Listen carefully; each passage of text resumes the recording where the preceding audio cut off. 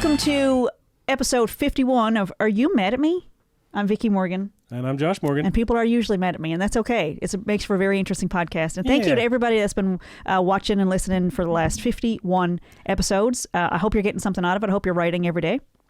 It's been almost a year, almost a full, complete year since our car broke down and we started doing a podcast. Was it the same? Was it because of the car?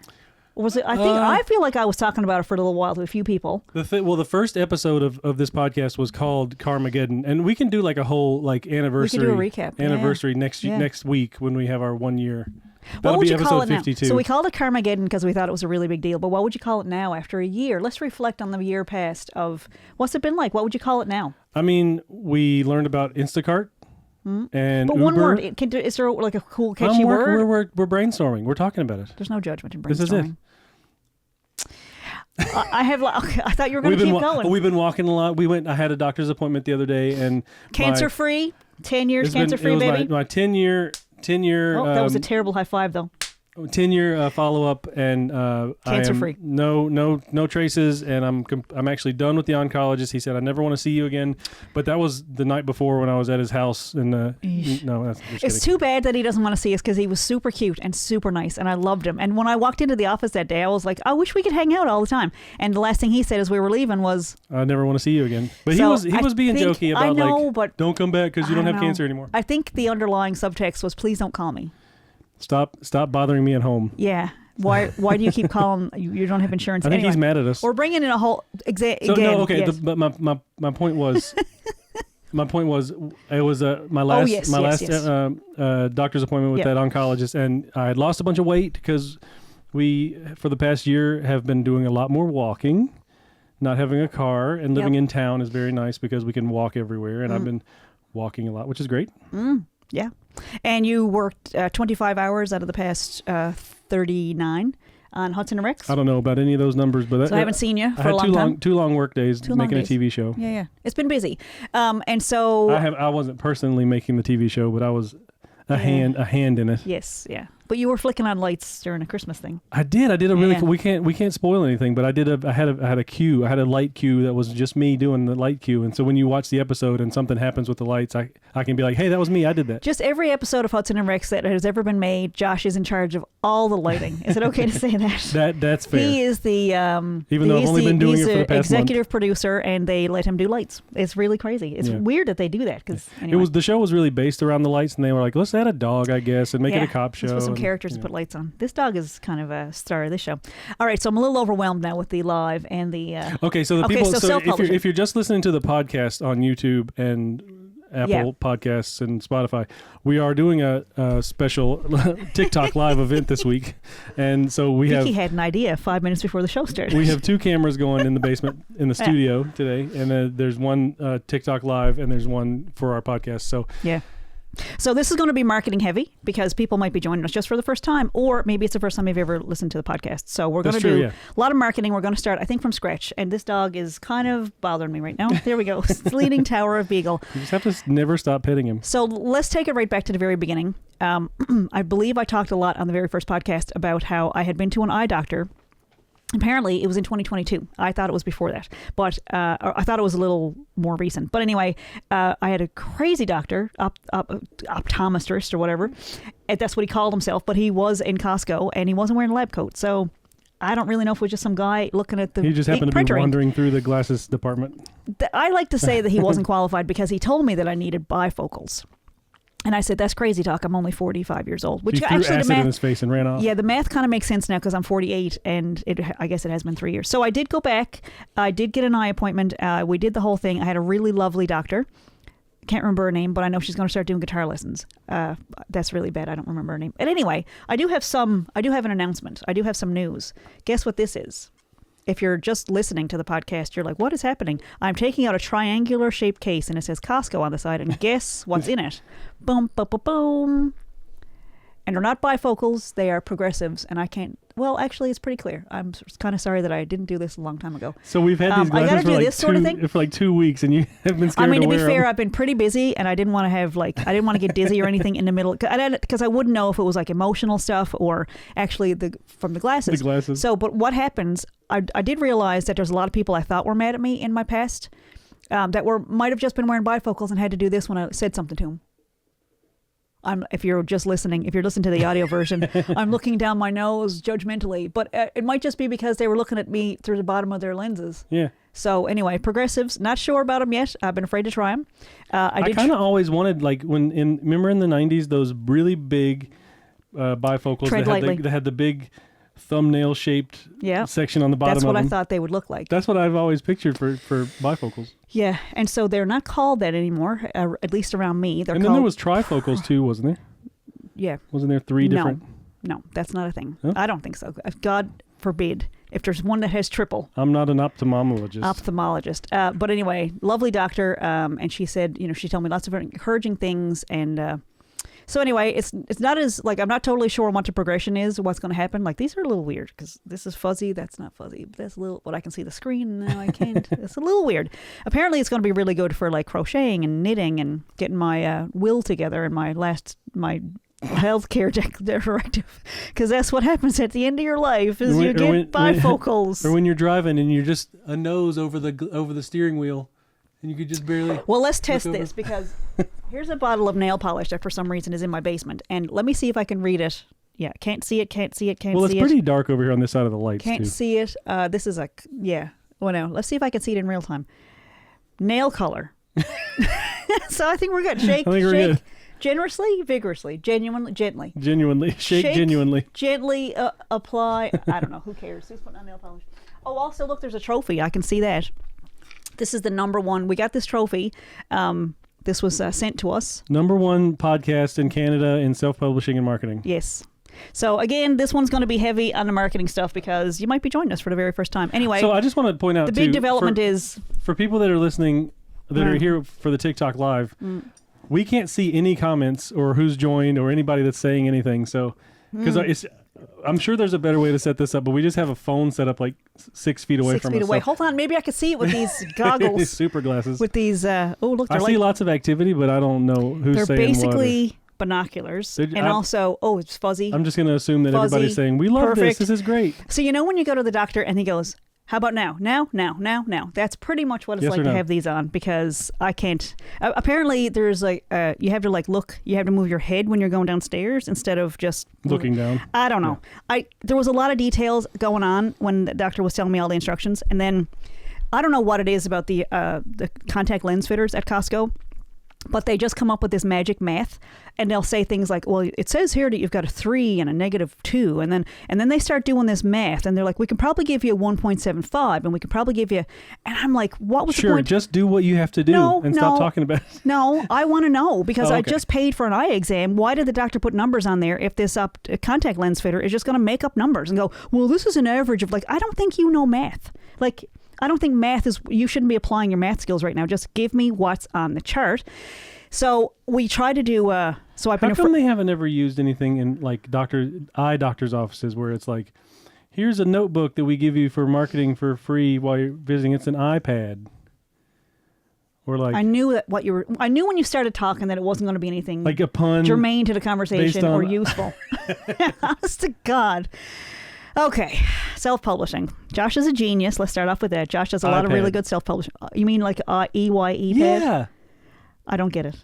Because it's an eye doctor, but it's just a pad of paper. So it's not a tablet, but they're like free iPad with purchase. That's and then they just give you a pad of paper. I'll give you that. Like a picture of an eye on it. All right. We'll probably finish out year 19. We'll see about 20. For those of you that are new, we have been married for almost 19 years. It feels like 18.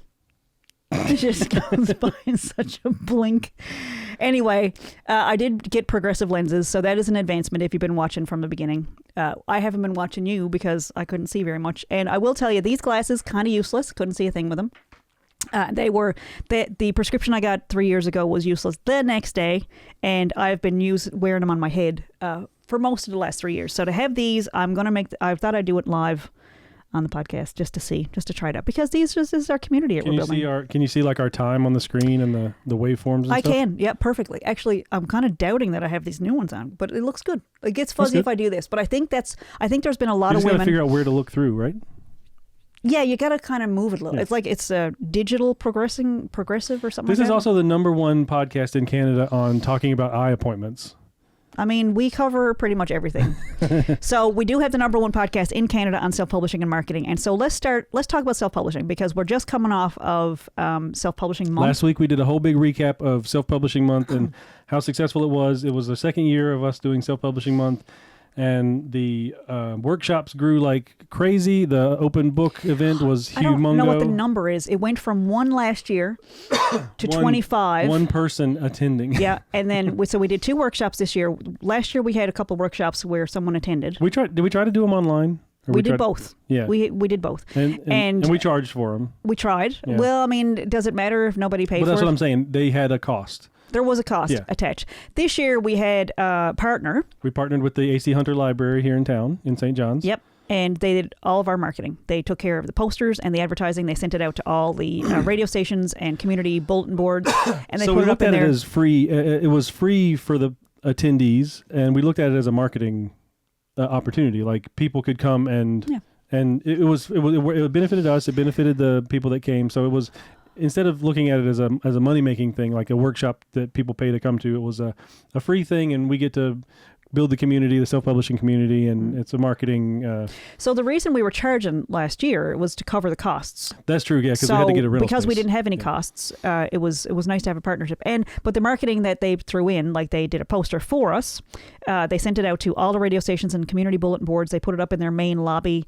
They had it on their website, which is huge.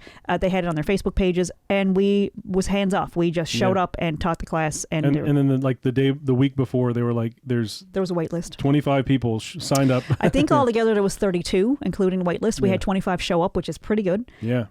That's a pretty good number right there. Room. And then the next one we did on an evening, and that was, I think we had 8 people at that one, but there was a bunch of people that were messaging afterwards saying this thing happened or whatever, and so they couldn't show up. But it was fantastic. And so we did the boot camps, the self-publishing boot camps that covered paperbacks, eBooks, audiobooks, and podcasting. And if you don't know, podcasting is the #1 way to market your books. So we touched on marketing a little bit in the boot camp. You can market pretty much anything on a podcast. So if you're for example, like a beekeeper, and you want people to know that you can come down and have like a sound bath around bee boxes and help your PTSD, Nancy, I'm looking at you. You could write a book about you could do a podcast about that.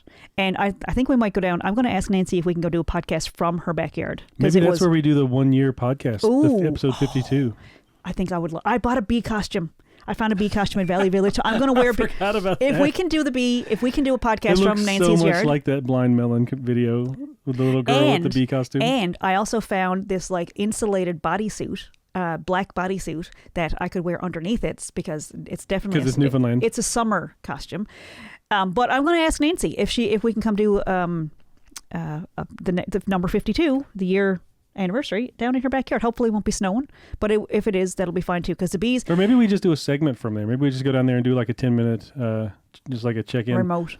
Yeah. The little bit. So I completely lost my train of thought. Podcasting is the #1 way to promote anything that you're doing, because people get to see your face. Well, you don't even need to do a visual, like a video one, but people get to know you. And if they hear your voice and get to know you a little bit and feel your energy a little bit, they are more likely, they make a conscious decision at that point. Like, do I want to buy from this person? Why would I trust you over somebody else? Whatever your product is, whether you do ceiling tiles or floor tiles or furniture or painting or things outside of a room, like other services, like what else do people do? What do people do? One thing I was thinking of, though, seriously, gardening, as far as marketing books, don't do a podcast on gardening. That'd be lame. All the people that we met over the past month doing the boot camps and the open book event, like, there were some authors that had some fantastic universes built around their book, like this the whole, like, these like sci-fi books and fantasy books and things like that.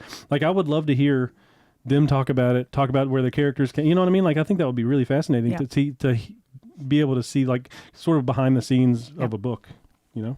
So self-publishing month, kind of an invention. There was not a self-publishing day or week. So we just made up Self-Publishing Month, and we started it last year. It was very, very small, very grassroots last year. We had a little open book event at a pub. An open book is where we invite local authors, not necessarily from the area, just living in the area, to come and read from their published works or their works in progress. I'm especially intrigued by the works in progress. People who can show up and read from something they haven't published yet, but they're working on, is amazingly Which we saw brave. both years, and that was amazing to see something that's like not even published yet, not even in a book form yet. It was like, holy crap. We went to an event at Memorial University about 3 or 4 months ago, and Joel Hines came and read from an unpublished work, and I cannot get the images out of my head. Like, I can't wait. And Ida Linehan Young was at our open book event in October, and she read from a brand new book. She's got like 11 books published. She's a genius. But she's got this new one, and she hasn't even written it yet, and it was intense. It was intense, yep. Yep. So open book. So self-publishing month happens in October, but we are going to try to do some themed months as we go forward, because packing it all into 1 month was kind of hard, and I'd like to spread it. I'd like to do all that stuff plus have other theme months, like whether it's like I don't know, publish a memoir or work on a poetry or work on whatever, or work on a play or work on anything, really. Huh? Yeah.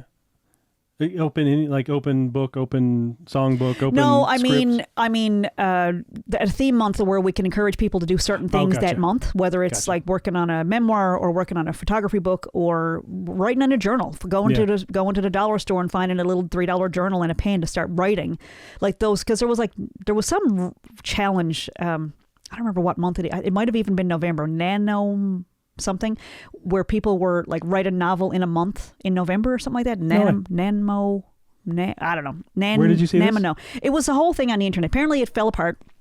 So we're not going to piggyback on that. But the idea, like you probably can't write a book in a month, but you can finish a book if you've already had it started. I don't like these glasses. I got to tell you, I'm a little oriented. So you got to get used to them. Yeah. That's what they kept saying. It takes time to get used to them. And I got to leave them on to get used to them. So I don't know. It's going to take a while. That's not happening. But I'd like to do some more theme things, because what came from Self-Publishing Month was a whole lot of libraries that are really interested in us coming out to do the boot camps, which is easier to do when we don't have costs involved. So I'm in the process now of applying for funding to go visit the libraries around the province, because we're going to start local. We started local. We did St. John's already. But we want to branch out to like Burin, St. Lawrence, Grand Falls, Corner Brook. Yes. Corner Brook is 8 hours away. Yeah. And then since we're already going to be up like an hour from the ferry, if we go to Corner Brook, we might as well continue on, go over to Nova Scotia and go on to PEI and New Brunswick. And I mean, I'm hoping to go all the way out to BC. But that's like, we start small. So we started with St. John's, had a very successful month. I just want to say, sorry, to just talk about traveling for a second. I talked to a guy the other day that we were talking about the ferry. Yep. And he has been on the ferry since they changed the rules about pets. Oh, yeah. And he said, because he's got a couple dogs. Yeah. And he was saying that not only can you book a cabin, I mean, he had to book it in advance. Of course. But you can book a cabin that's pet friendly. Yep. But not only that, you can walk your dog from your car to the cabin on a leash. Like, you don't have to carry it in a kennel. Like, we used to be like, you have to get your dog from your car up to like the 49th level deck of the boat and then find the dog room. But you had to carry him in a kennel. Like, you had to, so we had two dogs. So it was like, what a nightmare it was. It was bad. Yeah. Because the dogs were scared, and Harley especially was really, Harley's no longer with us. For me, it was hard for me. Well, at the time, to be fair, you had 2 dogs in kennels and 2 small children and a wife who was probably pretty upset coming and going to Newfoundland. So you're dealing with 3 crying babies and 2 screaming dogs, and and Josh is trying to keep it together. It seems like it's amazing. Just a lot easier now. So when we do end up back on the ferry, it seems like it's a lot easier. It's going to be way better because we can have the dogs right in the boxes. So we have a lot going on. It's a lot. But the self-publishing, big plans. We like self-publishing because we have a bunch of books, and I'm going to show you those in a minute. And I'm going to show you my Are You Mad at Me mug. You cannot have one. This is the only one that exists. This is the only one that I made. But look, there's me.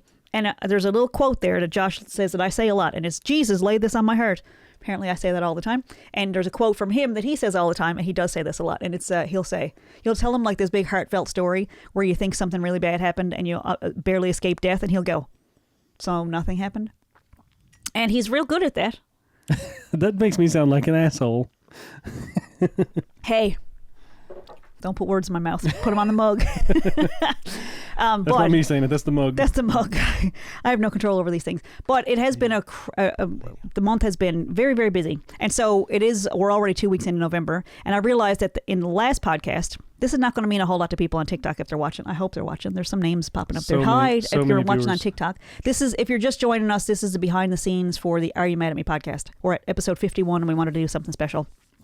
So when we recorded the last podcast, we had just come from my mom's wake, and we were pretty satisfied with how many people showed up, and it was very beautiful and a lot of really nice conversations, and like a lot of great people showed up for us and really pulled together.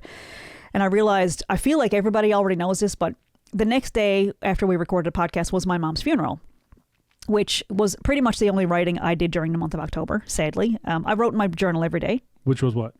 Writing the eulogy, you mean? I wrote the obituary and the eulogy. Yes. And if we're judging on how things were received, someone did call the funeral home and asked to have their names removed, which is, as a writer, like if I wrote for the New York Times or the Toronto, whatever, Globe and Mail or whatever, and someone responded in that way so passionately that they wanted a retraction, I would call that a victory. So I'm going to call that a victory.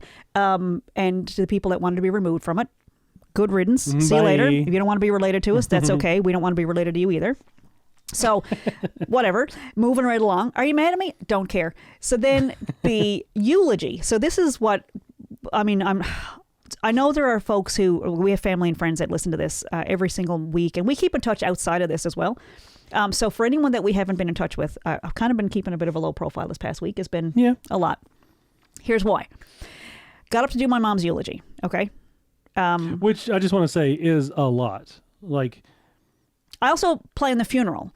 Usually by myself, because everybody just years ago I did this movie called Hammer with Mark O'Brien.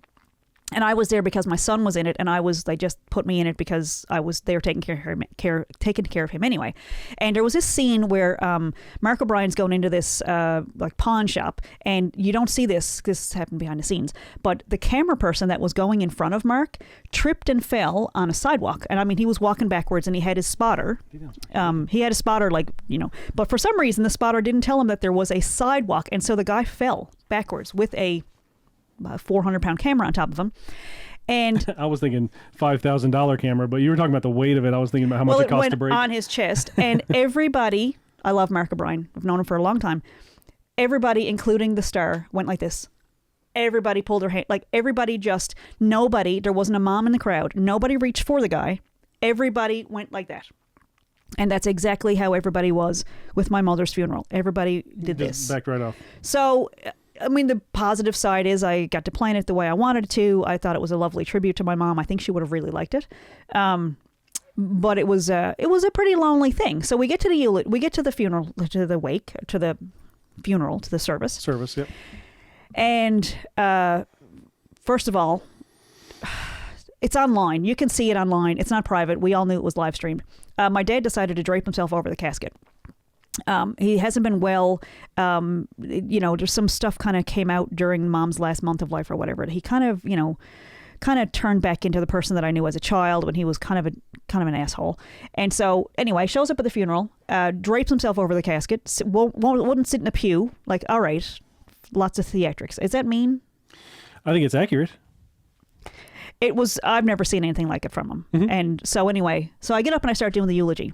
My dad, not in a front pew, in a chair next to the casket, chair. About 3 feet from me, starts arguing with the eulogy while I'm delivering it. In real time. In real time. And I don't know if anybody can hear it. I'm going, am I losing it? Like, there was a bus that used to go by the Waterford Hospital here in St. John's, and when you get on that bus, there would be people getting on with day passes, and they would be talking to themselves. And you'd feel like after a 35-minute ride, I would start to feel like, can they see people that I can't see? Like, is there something wrong with me that I can't see who they're talking to? Because it happened a lot. This was pretty common for Route 12 in St. John's. It's a different route now, but so at the eulogy, like I'm doing the eulogy, and it's like I'm looking at all these other faces at the service, and I'm going, can they hear this? Like, is this really happening? So he starts arguing with me, and I just keep on. I deliver the eulogy. Again, I don't know if I mentioned, it was my mother's funeral. So I was, kind of had my own stuff going on. It was a lot. What I was going to say was usually somebody that close to the person that died doesn't usually give the eulogy just because it's so hard to keep it together for a speech you know what I mean? Like the spouse usually, or a kid. Like, I just think that was a lot. You did great. It was a lot to do. It was hard. My friend Aiden's dad died a couple of years ago, and he gave a eulogy, and I thought it was a beautiful way to, he got to say goodbye to his dad in the way he wanted to, and I just thought, like I can pull it together. And it didn't happen easily. I got some coaching and I got some help from a friend Tanya, and she talked to me for 3.5 hours and helped me collect my thoughts and all that stuff. So it didn't just come out of nowhere, and it wasn't easy. Like, no, that's what I mean. It wasn't easy. It was difficult, but I thought it was, for me, necessary. Yeah. However, getting up and delivering the eulogy to a room, it was not necessary for my dad to argue with me with the things that I was saying about my mom. And they weren't mean, like they were loving things, but we have different opinions on, decency and whatever, and how much it's okay to like me. And I'm doing okay. Like I'm starting to like myself a little bit more, and he is on different end of that spectrum. He does not like me. So anyway, we're going through the funeral. I sit back down. We had some contemporary music instead of the churchy stuff, because Mom was a beautiful woman. She prayed every night, but she was not she didn't go to a building. Instead of hymns, we picked some really nice classic country songs. It was a tribute to my mom. Yeah. And so about halfway through the ceremony, my dad turns around and says to me in front of the service across the room, "Are you happy now?" So it's been a week, and I feel like it's a good thing to say these things on the podcast. So in case I disappear, there's no surprise. That we know, there was some stuff going on leading up to Vicky's disappearance, that, there might be some people that you want to go knock on their doors if something happens to me. I'm just putting it out there. Anyway, it's going to make a great book one of these days. There you go. I keep telling people that I'm numb, but I think I'm actually feeling all the feelings all at once, and I'm very present, and I'm feeling all of it. So it's just a lot, and didn't know what to expect a couple of weeks after burying my mom. Actually, it's only been a week. Anyway, it's been a lot, and I'm writing is saving my life. Absolutely. Once again, we had a similar experience 12 years ago when we lost a baby, and writing saved my life. So I hope if you're going through something that you'll pick up a notepad and a pen and start writing. It doesn't have to be Agatha Christie. It can be, "This is the stupidest thing I've ever written. Vicky Morgan is a moron." That's it. Write it over and over again. Eventually, your own thoughts will start coming out on paper, and you will have a best friend on paper. You will have a confidant. You'll have someone you can trust. Make sure you put it somewhere that nobody's going to find it. Don't leave it out with where you're, I don't mean anything, present company, obviously excluded. But if you have if you're going through a bad relationship right now and you live with someone that you don't trust, you might want to be careful with where you leave your journal. Yeah. Just, those are things. But if you can't keep a journal in your house and trust that nobody's going to read it, you might be a few cards short of a healthy deck of cards there. Just a couple of little judgmental little comments that I'm going to make. All right, self-publishing. Here's our experience. If you're going, who are these people? Why would I trust them with my project? And here's what I can do for your project.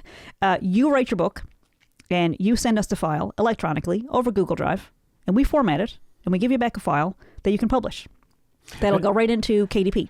And Josh is a beautiful graphic designer, and he will take your your ideas for your cover, and he will make and a cover, of course, is not just the front. The cover is the front, spine, and back. And Josh will take your ideas and turn them into something absolutely beautiful. And if you don't like them, you get a couple of edits, and he is wonderful at it. We have done this whole process for how many writers aside from you? 3. 3 other writers. Mike Boyle, Tina Madigan, and Cavell Caravan. And so they have all gone on to have bestsellers on Amazon. So this one was a bestseller. This was the first one we did. So we've done 3 of our own, actually 9 of our own, but I'll get to that in a second. So For the Grace of Joe is about a baby we lost to trisomy 13. He was 26 and a half weeks along. He was stillborn in February of 2013. And we wrote a book about it. It was 5 years later, because I was a mess. I was diagnosed with PTSD immediately after. Probably had it before that. If we're being honest, PTSD is not a thing that comes up with one incident. It's usually like a buildup of a lifetime of trauma and different things. And, it kind of, but anyway, finally got the diagnosis after we lost a baby. And so 5 years later, when I started functioning again and joining in with life, I had been keeping journals. And I had been writing a blog at the time. The blog was very popular. So I published, I put it together, told a story. Actually was not talking to my mom when this was going on. And the book was really, for 5 years, I did not talk to my mother. And so the book was really to let her know what had happened. And instead of just sitting down and telling her about it, she said the book was too sad to read. But it has helped other people who are going through trisomy 13 diagnoses and loss and trying to keep a marriage together, which not the easiest thing in the world to do. Most people, 50% of marriages don't make it anyway. The rate goes up to about 80% after you've had a loss. So thanks for sticking out.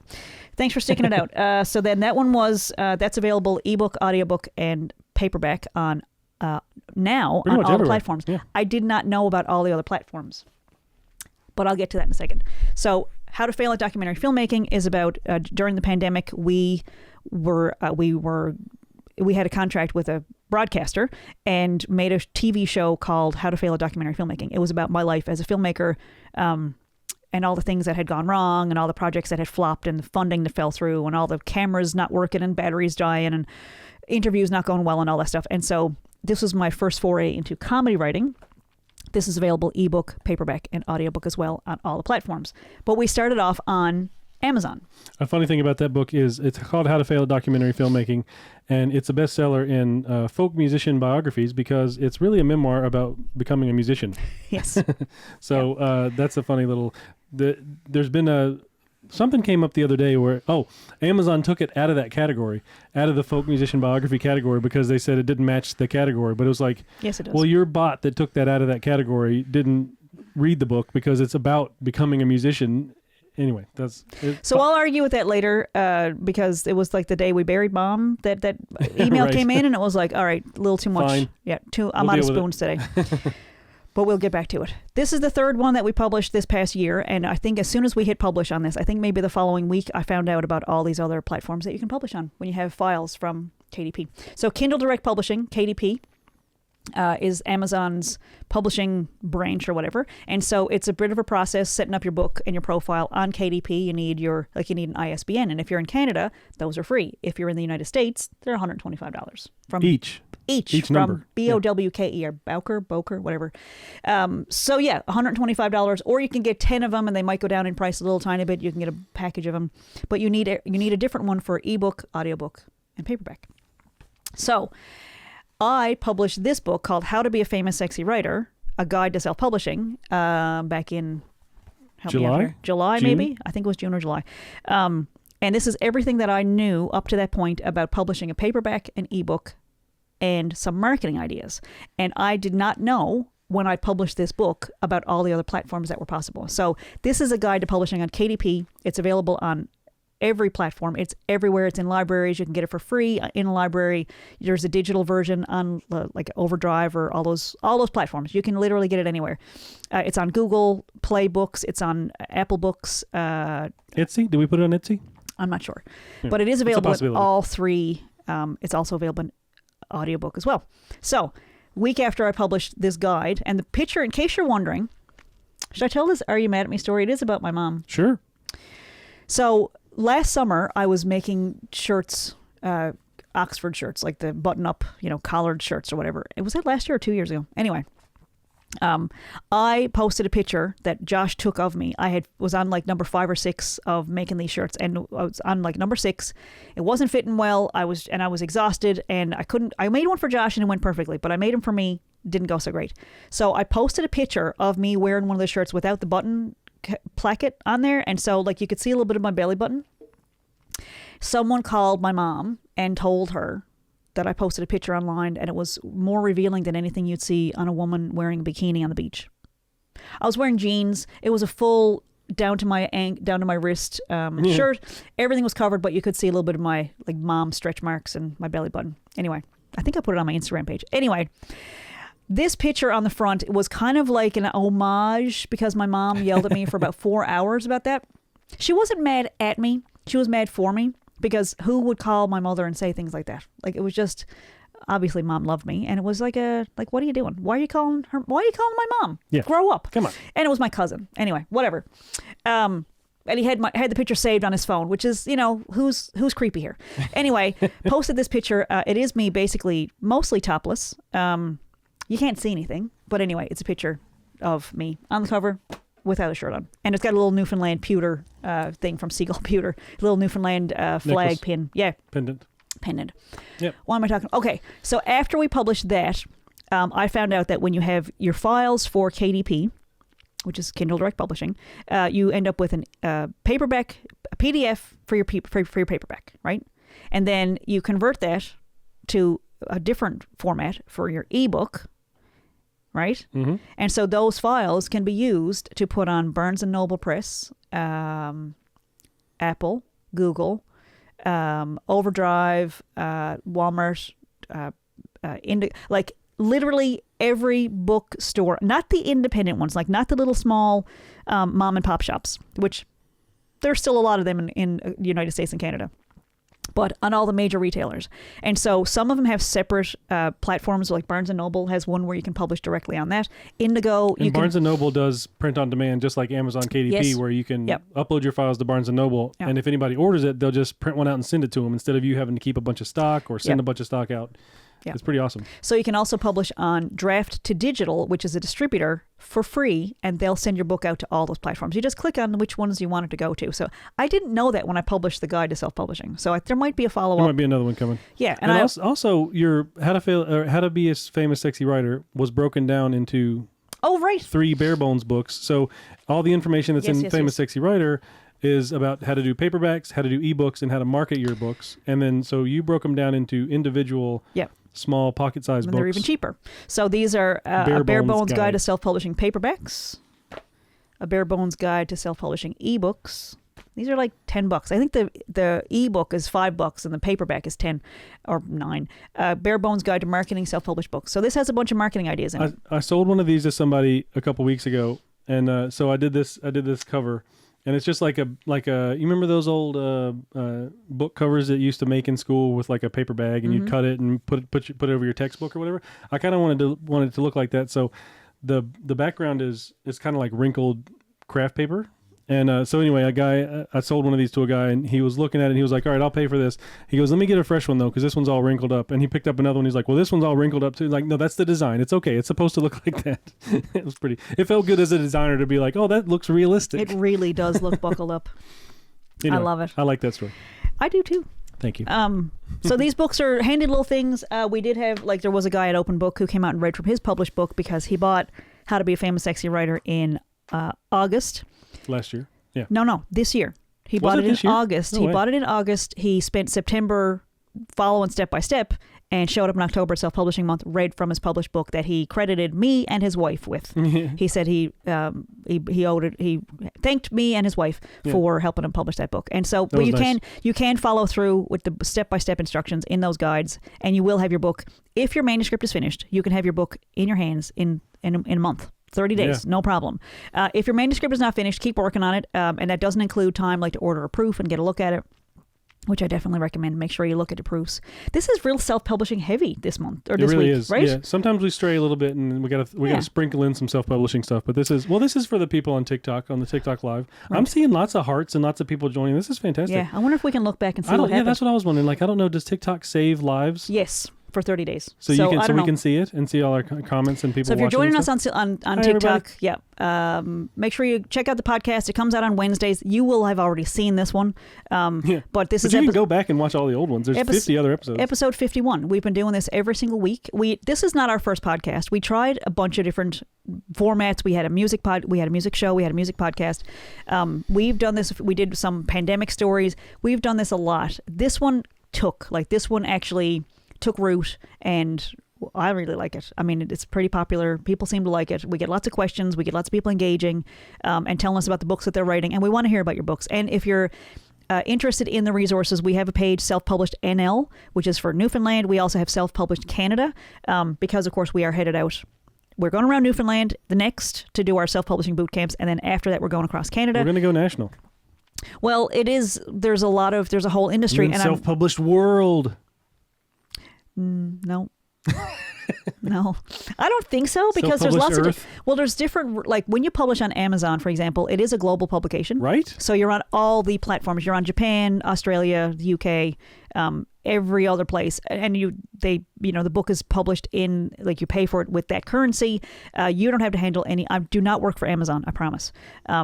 But they handle everything. I mean, this is one of those things where, like, yes, you can finish your manuscript and send it off. You can send query letters to publishers and hope that it fits into their marketing plan for that year, that they haven't already written one about. One of the things that we discovered, too, after you wrote How to Be a Famous Sexy Writer, which might go into the next book also, is A+ content on Amazon. So, like, when you go to an Amazon product page and you're scrolling down, there'll be, like, big, almost add descriptive ads about like, if it's like a set of headphones, it'll be like a person listening to them and just some little bullets about why they're good and things like that. But so basically that's called A+ content, and some graphic designer that's a part of it will go in there and make an ad, and they can be different sizes and they can have different amounts of content in them, but you can, and it's free. Like you can just add that to your, so if you have a book on KDP, you can do A+ content and have like, some blurbs about the book, some things people have said about it, or some little descriptors, or some pictures of the inside, or pictures. Or video. Yeah, you can actually put video on there. Yeah, it's really great. So that's something that we didn't know when you wrote the book. And after we started putting these books on it, these new ones on Amazon, we started adding some A+ content and just kind of playing around with it. And so that's another thing that we can do. So you can also do an author page when you're, so KDP, I got to say, is one stop, like, it really did everything that I needed. I just also wanted it in the other bookstores for different reasons. Like I wanted to be able to travel across the country and visit Indigo along the way. And those are all super easy things to do. But KDP was a great starting point. And the files that you use on KDP, you can use on other platforms, which is really, if you start off, I won't say doing it right, but that's exactly what I mean. Start off doing it right, and you can have like the path kind of clears itself for you. If you're doing it on like Google Drive or Google Docs or something like that, your file is going to be a mess and it's going to be really difficult down the road. So you can get the free version of Microsoft 365 and get a very basic version of Word. You can get the templates off the KDP website, and you can put your whatever you've typed. This is basically the boot camp. Yeah, you can put whatever you've typed into the Word template, and you don't need all the extra features. I mean, you can also hire people to do it if you want to use the extra features. We have the full Word thing, the whole suite or whatever. Is that still going live? Oh yeah, we're good. Okay. So there's a whole lot of stuff that you can hire people to do, but I highly recommend buying one of the guides so that you know what you're asking people to do, because there are a lot of people on especially the Facebook groups, like, KDP Help and those sorts of pages with like thousands and thousands of followers. They will get in touch and offer to publish your book for you. And they will say things like, for $5,000 or $10,000, we'll send you a bunch of copies of your book and we'll do all these things. But it's a scam. It is an absolute scam. People that are offering to review your book in exchange for, like, they're scams. And if you know that, then you can go in at least informed, and you can say, no, I don't want this done for me, but I can do this part myself. I can hire somebody to do this part. And at least you have the language. But it is really a breeding ground for someone. When you're excited about writing a book and you're excited about that next step, you're so vulnerable to these vultures that are going to swoop in and say, hey, I can do this for, like, know what you're talking, like, know what you're getting into. Like the guides, they're $10. The full guide it's actually a bargain if you just buy the How to Be a Famous Sexy Writer, because all three of them are in there. Mm-hmm. But so the other thing is that people ask us a lot about is getting your book into local bookstores or smaller bookstores, or like getting a fit. So Amazon obviously is really great for doing print on demand, or for having an ebook, or like having a place for people to buy it. For people that like to go into bookstores and buy a physical copy and go up to the counter, that's still an option for people that self-publish. Absolutely. We have worked with bookstores where you go in and you say, I have this book, and they'll say, we love having local authors. We have a whole section of them. Let me see your book. I'll look over it and make sure it kind of fits up to our standards. And then they'll do a consignment thing usually. Well, they won't buy them. They'll take a handful of books. And then as people come in and buy them, they'll eventually say, we sold all your books. We need more. Here's a check. Like, it's fantastic. So like all of your books are in Kohl's Indigo. And Kohl's, the two Kohl's and Chapters here in and on St. their John's, website. And on their website. But like, it's possible to get physical copies of your book into physical bookstores that people go into and they just browse, because that was a whole thing before Amazon, Yep. So something to keep in mind, we had so much support from Indigo this year at Kohl's, specifically Kohl's in the Avalon Mall with Joanne. Joanne is an absolutely wonderful, wonderful supporter of self-published authors. She let us have a self-publishing day at Kohl's in the Avalon Mall. So we had a whole slate of authors, self-published authors, for that whole day on the 25th of October. And we had 2 authors, one on each side of the door as you're walking into Kohl's in the Avalon Mall. And we had 2 for an hour and a half, like the whole day, from like 11 in the morning till 6:30 at night. We had all self-published authors, and that was thanks to Joanne at Kohl's in the Avalon Mall. So so when Josh talks about print on demand. So that means that there is no warehouse full of your books. You don't need to buy 5,000 copies. You don't need to buy 1,000 copies. You can let some other organization handle all of it. And is it cheaper? let's talk about money, because I know you want to talk about money. Who's it? Yeah, who's that question This is for? the thing. Okay, so if you publish your book, like if you finish your book and it's the best thing that's ever been written, okay, like let's talk about Neville Goddard level, Brene Brown, Esther Hicks, like amazing book, meant to be something's going to change the world. Something that could change the world. It's going to make people's lives better, and everybody's book is going to make someone else's life better. Just so you know that. Because there's somebody out there manifesting your story. Trust me. So imagine that the book comes out and you go, I'm going to send query letters to a bunch of different publishers. First of all, let's just talk about money. You are going to get between 5 and 10% of your cover price. I feel like I'm doing like a infomercial here. Like I really feel like I'm using a different voice. I think people don't know this stuff though. Like really. So you're looking at 5 to 10% of the cover price maximum. There is no advance. There is no, like Stephen King talked about it on Writing, where he got an advance check in the mail the same day that his poor kid got sick. And that was in like 1975 or something. And he's Stephen King, and he had been writing for a long time, and he was writing short stories. You read the book, it'll change your life. It's called On Writing. But that advance idea, that's very, very, very uncommon now. And if they do give you an advance, you have to pay it off based on 5 to 10% of your cover price. If you self-publish, you're looking at a minimum of 30% going into your pocket. If you go what we call wide, you're looking at sometimes 90% of your cover price. So between eBooks, paperbacks, and audiobooks, 30 to 90% goes into your pocket. So are you going to be a millionaire? No, probably not. Let's not get crazy. But is it passive income? But would you rather a publisher take it and have the rights, so if somebody comes along and wants to make a movie out of it, that publisher owns your book and you're locked into a contract. If you're self-published, you might need to pay for a lawyer if you want to turn your book into a movie or a documentary or whatever, but you retain the rights. You decide when it comes out. You decide what goes in it. Your creative voice does not get edited out, which does happen. I talked to a lady this summer who wrote a 50,000 word book. By the time it was published, it was 75,000 words, and she went through 4 rounds of editing. The publisher paid thousands of dollars to rewrite her book. She said she had to make stuff up. Yeah, they wanted her to tell more stories than what happened. It wasn't more stories. She made stuff up. Yeah. She said there was something where she put like a technical thing in about her diagnosis, and they said, this doesn't come across to a regular reader. Can you tell, like, anthropomorphous, whatever, you know the word. She made up an interaction with a nurse and her husband to create a story that didn't happen because it was over people's heads.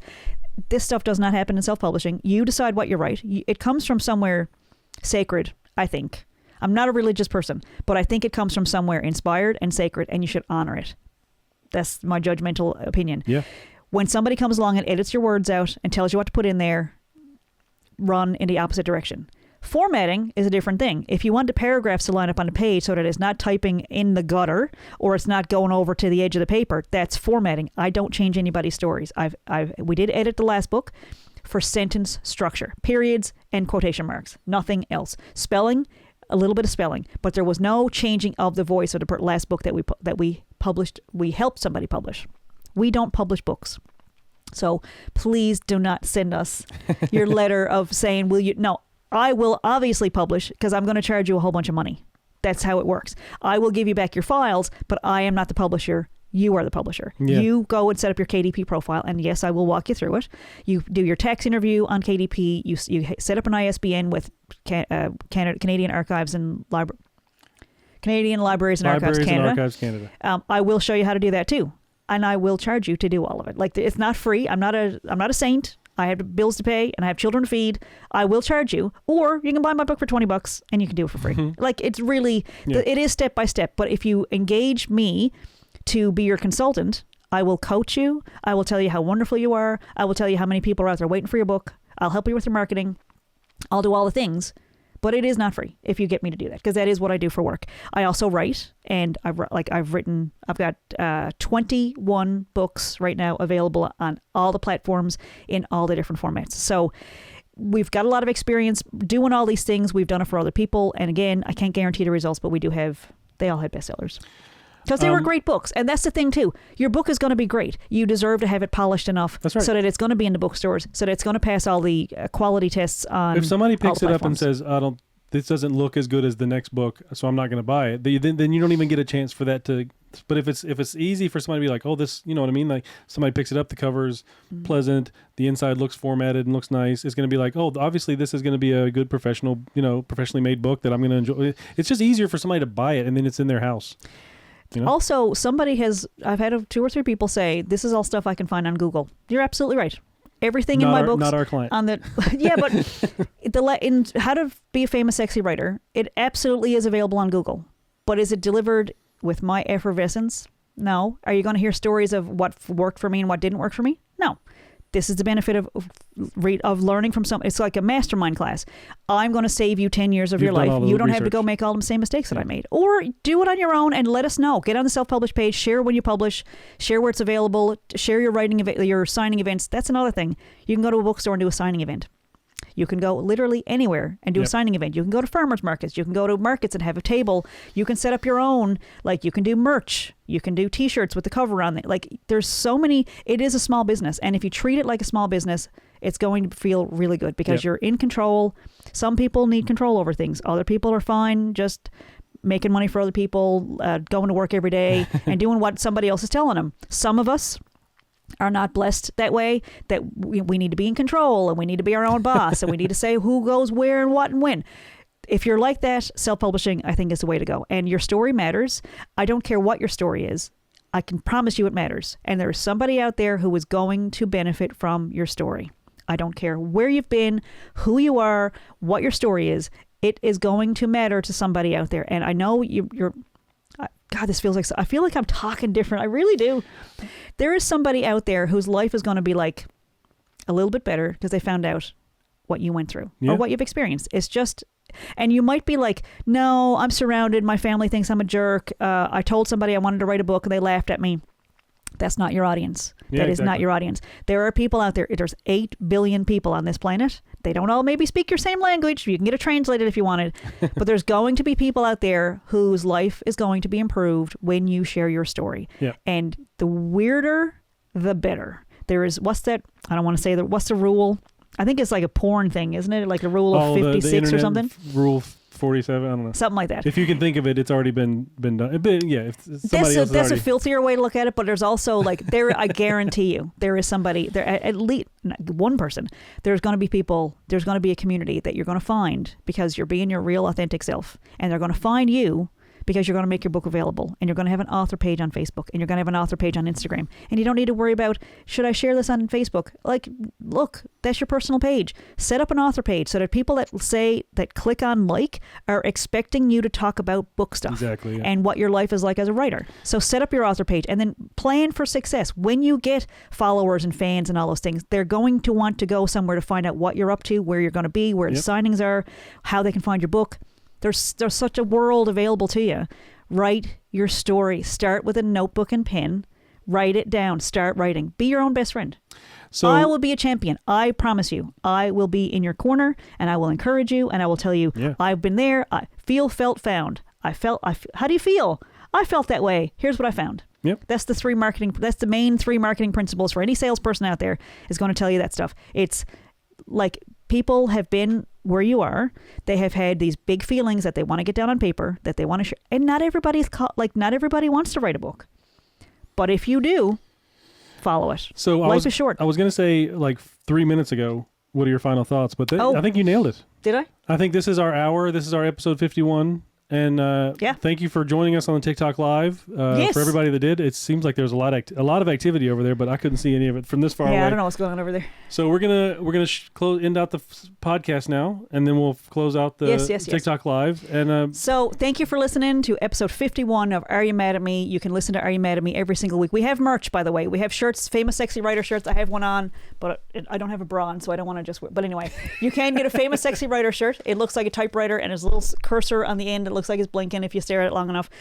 We have books. All the books. All the books are available. Yeah, just get in touch. We are available. We are available for one-on-one consults. Yeah.